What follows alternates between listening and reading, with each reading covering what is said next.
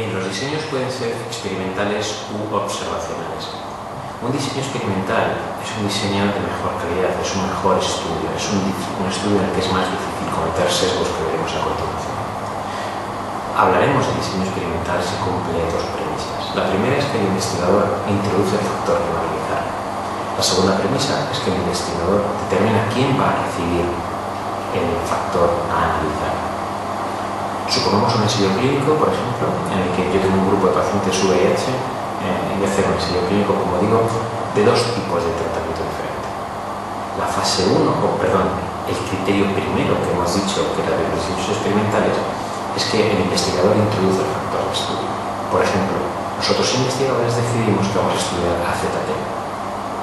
Y el segundo criterio es aquel que dice que el investigador determina quién va a recibir el factor de estudio. En este mismo ejemplo que yo planteo, nosotros investigadores diríamos quién va a recibir AZT y, por ejemplo, quién va a recibir placebo. Según el segundo criterio, en la asignación del factor de estudio, se definen o se dividen los estudios en cuasi experimentales y en experimentales puros. Un estudio cuasi experimental es aquel estudio en el que la asignación del factor de estudio no se hace de forma randomizada. Randomizado, como todos conocemos, significa aleatorizar a través del azar. En el ejemplo que yo planteaba a los pacientes VIH, supongamos que yo digo, aquellos pacientes que pesen menos de 75 kilos tomarán AZT y los que pesen más de 75 kilos tomarán placebo. Eso es una asignación en la que no interviene el azar y eso es un estudio cuasi experimental. Son mejores estudios aquellos estudios que son randomizados y por eso se les llama estudios experimentales puros. Como ya estamos intuyendo, el ensayo clínico es el principal diseño experimental y es al que vamos a dedicar un mayor tiempo en esta charla. Un ensayo clínico, salvo que nos digan lo contrario, es un estudio randomizado y controlado. El punto 1, randomizado, ya sabemos lo que quiere decir. Quiere decir que se ha hecho con asignación aleatoria a la asignación del factor de estudio. ¿Y qué quiere decir controlado? Controlado quiere decir que existe un grupo de comparación de tratamiento. Los ensayos clínicos se realizan en diferentes fases o etapas que también están expuestos en la diapositiva. La fase 1 de un ensayo clínico es la fase en la que se determina la dosis tóxica del fármaco. Es lógico pensar que si lo que determinamos es la toxicidad del fármaco, se haga en poca gente. También es lógico pensar que no necesariamente tienen que estar enfermos. Es más, habitualmente en una fase 1 se hacen muy pocos voluntarios sanos. No necesariamente deben estar sanos en una fase 1. No necesariamente. Puede haber fases 1 que se hagan enfermos.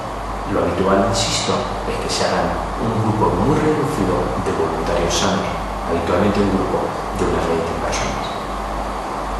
La fase 2 es la fase en la que se determina la eficacia del fármaco. Por tanto, en la fase 2 se hacen más sujetos que en la fase 1, pero aún siguen siendo pocos sujetos. Es raro que lleguen a 100 pacientes. Ahora, evidentemente, si estamos tratando de la fase 2, que se caracteriza por dosis eficaz, obviamente los pacientes van a ser enfermos.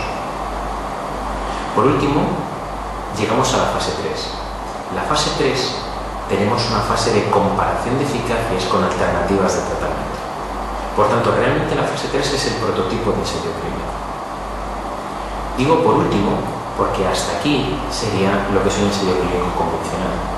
Sin embargo, puede ocurrir que haya efectos secundarios que aparezcan a largo plazo o que sean muy frecuentes.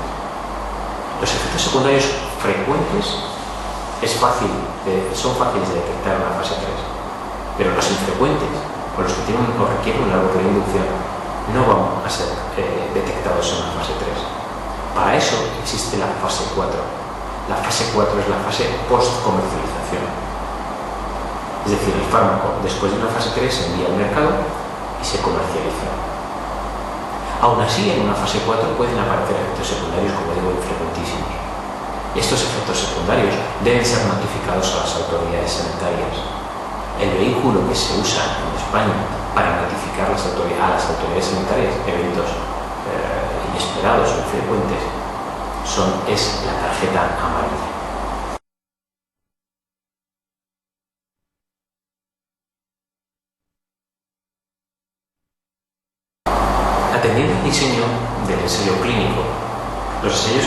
clínicos, y esto viene en la siguiente diapositiva, pueden ser paralelos o cruzados. Un ensayo clínico paralelo es un ensayo clínico en el que se compara un grupo de tratamiento frente a otro grupo de tratamiento. Es decir, no comparamos a un sujeto consigo mismo, sino que comparamos la eficacia de un fármaco en un grupo con la eficacia de otro fármaco en otro grupo diferente. A diferencia de esto, tenemos los ensayos clínicos cruzados, en los que cada grupo de tratamiento recibe las dos intervenciones, los dos tipos de tratamiento. Evidentemente, si en un ensayo clínico cruzado cada sujeto recibe los dos tratamientos, quiere decir que debe conocerse la secuencia en la que lo va a recibir. Primero uno, luego el otro, y establecerse un periodo de blanqueo, de forma que no interaccione un fármaco sobre el fármaco administrado en segundo lugar. ¿Qué ventajas o qué rasgos generales tiene cada uno de estos dos, cruzado o paralelo? Bien, el ensayo clínico cruzado tiene la ventaja importante de que la variabilidad debida a la muestra no existe, ya que cada grupo es su propio control. Sin embargo, un ensayo clínico cruzado tiene dos hándicaps importantes. En primer lugar, el que se llama efecto residual. El efecto residual consiste, como hemos dicho anteriormente, en el que la administración de un fármaco implica que su eficacia dure más allá de la administración del segundo fármaco. Es decir, que no comparo la eficacia de A en un grupo con la eficacia de B en ese grupo un tiempo después, sino que compararía la eficacia de A con la eficacia de A más B tiempo después. Evidentemente, el efecto residual se corrige con un mayor periodo de lavado, con un mayor tiempo de blanqueo. El otro efecto que tienen los ensayos clínicos cruzados es el efecto periodo. El efecto periodo consiste en que en enfermedades degenerativas, por ejemplo el Alzheimer, la evolución va degenerando. Hemos dicho que en un cruzado el grupo es su control. Si la enfermedad degenera, resulta que el grupo no va a ser comparable consigo mismo, porque la enfermedad ha degenerado. El paciente va a estar en una peor situación cuando se administra el segundo fármaco. Por tanto, en enfermedades degenerativas, en enfermedades en las que haga que el grupo no sea comparable consigo mismo, deberíamos intentar no hacer ensayos clínicos cruzados. Si nos preguntasen, por ejemplo, que qué tipo de ensayo clínico haríamos en una enfermedad o para evaluar la eficacia de un nuevo antibiótico en una neumonía bacteriana aguda, podríamos pensar, hagamos un ensayo cruzado, así evitamos la variabilidad debida a la muestra. Sin embargo, en una neumonía aguda es imposible, como cualquier otra enfermedad aguda, hacer un cruzado, porque una vez que has tratado al paciente con el primer fármaco, se acabó la enfermedad. Por tanto, las enfermedades, los ensayos clínicos cruzados no pueden hacerse para aquellas enfermedades que se resuelven, bien para enfermedades agudas o bien para enfermedades, por ejemplo, que se resuelven mediante una técnica quirúrgica. Dicho esto, sintetizaríamos diciendo: los ensayos clínicos cruzados solo nos valen en determinadas enfermedades crónicas en las que no haya un curso degenerativo de la enfermedad que implique que el grupo no pueda ser su grupo control.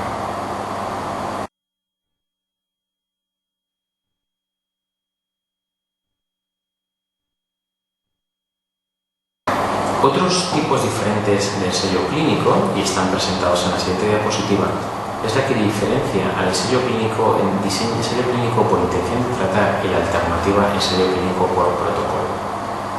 Un ensayo clínico por intención de tratar es aquel ensayo clínico en el que se analizan a todos los sujetos del estudio independientemente del grupo al que han sido asignados. Es decir, que si un ensayo clínico lo empiezan 50 pacientes en un grupo de tratamiento y 50 en otro, yo los resultados los voy a presentar con respecto a 100 pacientes. A lo mejor algunos no han terminado el tratamiento, entonces me quedaré con la situación del paciente en el momento de abandono del tratamiento. Sin embargo, el ensayo clínico por protocolo son aquellos ensayos clínicos en los que solamente se analizan aquellos pacientes que terminan, que finalizan el protocolo. Por tanto, se da la situación en la que inicialmente podría haber 100 pacientes, 50 en cada grupo de tratamiento, y solo terminan el tratamiento, por ejemplo, en un grupo 25 y en el otro 50. Yo analizaré solamente aquellos que acaban el protocolo, aquellos que acaban el tratamiento, no importándome las pérdidas o abandonos que se hayan podido producir. Uno puede pensar, bien, perfecto, si yo quiero ver la eficacia de un fármaco, de un antirretroviral, 6 meses de tratamiento, genial, analizaré solamente aquellos que acaban el tratamiento. Sin embargo, esto no es del todo correcto, porque en la inmensa mayoría de las ocasiones, las pérdidas o abandonos que se producen a lo largo del tratamiento van vinculadas con el grupo de tratamiento asignado. Es decir, que es frecuente que haya pérdidas o abandonos en el grupo de tratamiento de menos eficacia. Por tanto, siempre que se pueda, se deberá hacer un diseño por intención de tratar. Otra dicotomía en ensayos clínicos es la que se los divide en pragmáticos o explicativos. Los diseños explicativos son diseños en los que la muestra es muy homogénea. Esto garantiza una buena validez interna. Sería una muestra en la que prácticamente casi todos los sujetos son o tienen características muy similares. Frente a esto tendríamos los ensayos clínicos pragmáticos, que son aquellos ensayos clínicos en los que la muestra es heterogénea, y esto permite una fácil extrapolación de los resultados a la población general. Un ensayo clínico en el que la muestra es un grupo muy concreto de pacientes, muy parecidos, muy similares, por ejemplo, un grupo de varones homosexuales VIH, en los que voy a investigar un antirretroviral, eso es un explicativo. Sin embargo, ahora una muestra de VIH, pero ya no varones homosexuales, sino en que haya varones homosexuales, pero también heterosexuales, pero también, por ejemplo, adictos a drogas por vía parenteral, y también, por ejemplo, VIH que se adquirió vía vertical, será un grupo muy heterogéneo. Eso será un diseño pragmático que permite una buena validez externa, es decir, extrapolar los datos fácilmente a la población. Otra dicotomía diferente de ensayos clínicos es la que los divide en diseños secuenciales o de tamaño predeterminado. ¿Qué quiere decir esto? Lo habitual es que cuando nosotros hagamos un ensayo clínico tengamos a priori cuál es el tamaño de la muestra estimada. Sin embargo, puede darse la circunstancia de que, por ejemplo, haya pocos enfermos. Estos pocos enfermos van a ir sumándose a un registro, de forma que yo voy a ir randomizando, asignando a cada par de pacientes uno u otro tratamiento. Y seguiré trabajándolo de esta forma hasta que ya tenga un tamaño muestral importante y pueda entonces analizar la muestra. Eso es un diseño secuencial. Como vemos, a priori no conocemos el tamaño de la muestra, sino que poco a poco fueron sumándose hasta que pude analizar el estudio. Es decir, que el diseño clínico en el que a priori no se conoce el tamaño de la muestra es el estudio secuencial. Y por último, me gustaría decir o explicar qué se entiende por diseño factorial. Un diseño factorial es un diseño que permite, como su nombre indica, investigar, estudiar la interacción de factores. Por ejemplo, nosotros sabemos que la aspirina es buena para el infarto o que la heparina es buena para el infarto.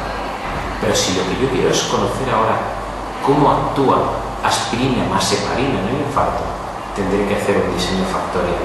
Es decir, sumar, investigar la interacción.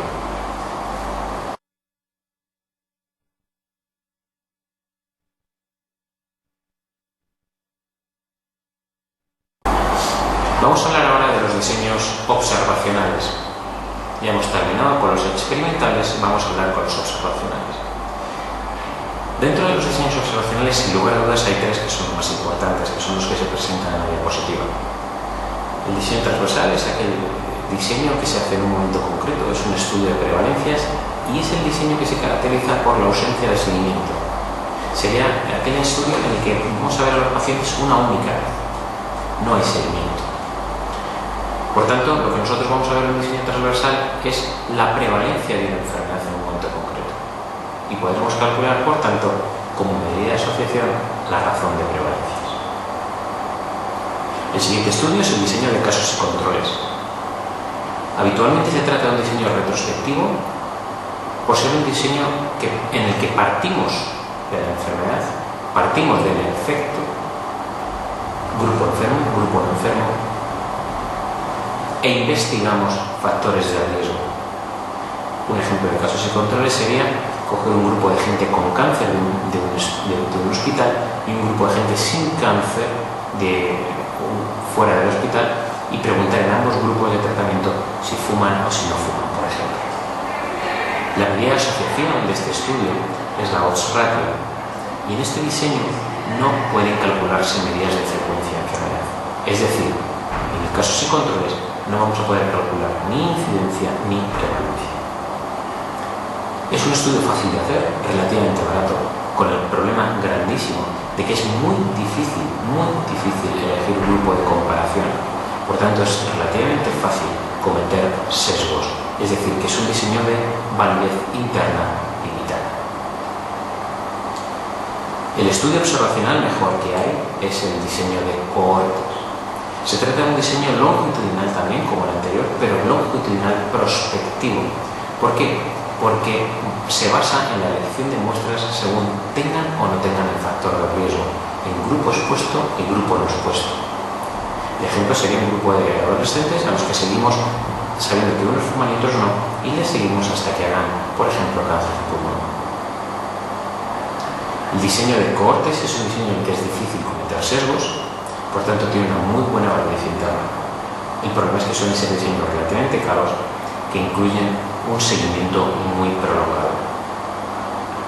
Como partimos de sujetos libres de la enfermedad, unos fuman, otros no, pero nadie tiene enfermedad, los enfermos que van apareciendo son enfermos nuevos, por tanto, son enfermos incidentes.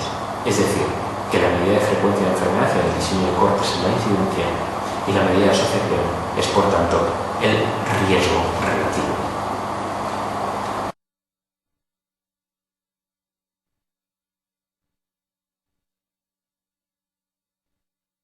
Vamos a hacer ahora a continuación algunas preguntas de este tema que vienen en el test de clase. La pregunta 45 del test de clase dice: al inicio de un diseño de cohortes, ¿cómo está la población que participa en él con respecto a la enfermedad? Ya hemos dicho que el diseño de cohortes es un diseño prospectivo, es decir, es un diseño en el que a tiempo cero nadie tiene la enfermedad. Por tanto, la respuesta correcta es la opción 1. Todos están sanos para la enfermedad que vamos a investigar. Por eso, porque todos están sanos, los enfermos que aparecen son nuevos y nos permiten calcular incidencias, como hemos visto anteriormente.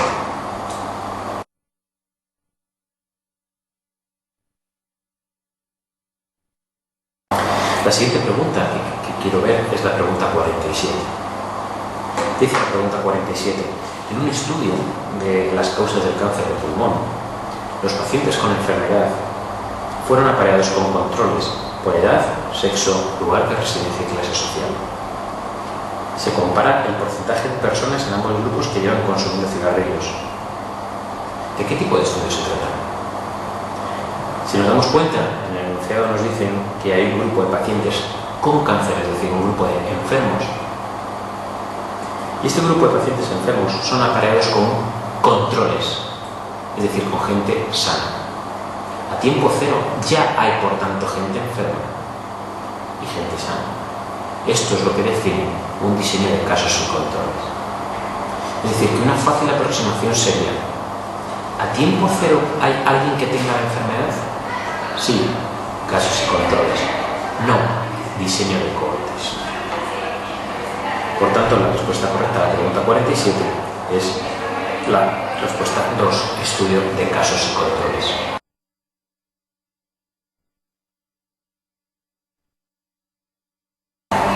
Vamos a hacer a continuación la pregunta 48. Dice: el estudio epidemiológico que más información nos aporta sobre multicausalidad, sobre las diferentes causas de una enfermedad. Para ello vamos a hacer un diseño de casos y controles. ¿Por qué? Hemos dicho que en el diseño de casos y controles un grupo está enfermo y otro grupo no. Unos tienen cáncer de pulmón, por ejemplo, y otros grupos no. A esa gente con cáncer le podré preguntar: oiga, ¿usted fumaba? usted bebía, usted trabajaba en una mina. Es decir, que voy a poder investigar diferentes factores de riesgo para una única enfermedad. Es decir, voy a investigar la multicausalidad. De la misma forma, la pregunta siguiente, la número 49, dice: el estudio epidemiológico que más información nos aporta sobre la multiefectividad en un factor de estudio es... Ahora no quieren la multicausalidad, sino la multiefectividad. Quieren ver los diferentes problemas que puede ocasionar, por ejemplo, el tabaco. En este caso, el diseño mejor, sin duda alguna, es el de cohortes, porque vamos a elegir a alguien que fue un grupo que fuma y otro que no fuma, y lo vamos a seguir a lo largo del tiempo hasta que, por ejemplo, hagan cáncer de pulmón, EPOC, enfisema, es decir, diferentes enfermedades. Por tanto, para ver la multiefectividad del factor de riesgo, el mejor diseño va a ser un diseño de cohortes.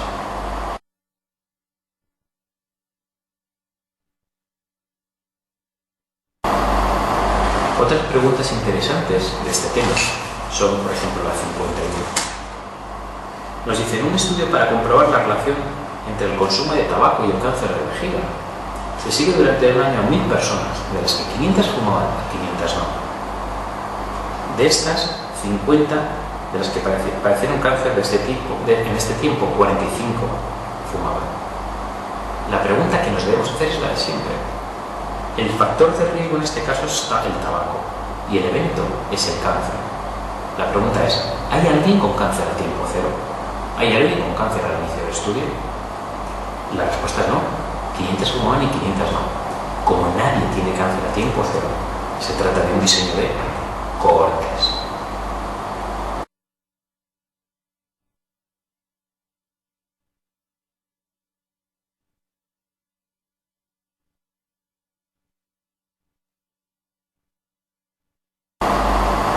Otras preguntas interesantes de este tema son, por ejemplo, la 51.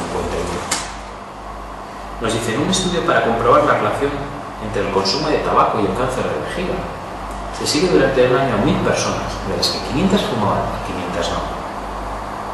De estas, 50 de las que padecieron cáncer de este tipo, en este tiempo, 45 fumaban. La pregunta que nos debemos hacer es la de siempre. El factor de riesgo en este caso está el tabaco y el evento es el cáncer. La pregunta es: ¿hay alguien con cáncer a tiempo cero? ¿Hay alguien con cáncer al inicio del estudio? La respuesta es no. 500 fumaban y 500 no. Como nadie tiene cáncer a tiempo cero, se trata de un diseño de cohortes.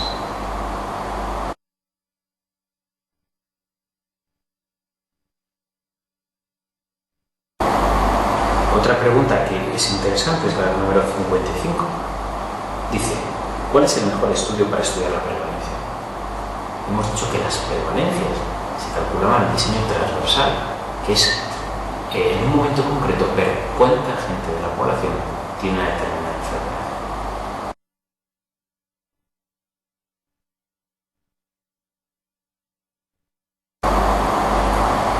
Hagamos a continuación la pregunta número 56. Dice: en una ciudad del norte de Estados Unidos se realiza un estudio para tratar de conocer la asociación entre obesidad y la aparición de hipertensión durante el embarazo. Obesidad, factor de riesgo; hipertensión durante el embarazo, evento. Para ello se sigue a 100 mujeres obesas y a 200 no obesas. Aparecen 60 casos de eclampsia, de las cuales 40 corresponden a mujeres obesas. La pregunta es: ¿hay alguna mujer que tenga eclampsia a tiempo cero? La respuesta es no. Por tanto, todas son sanas para eclampsia a tiempo cero. En consecuencia, nuevamente, se trata de un diseño de cohortes.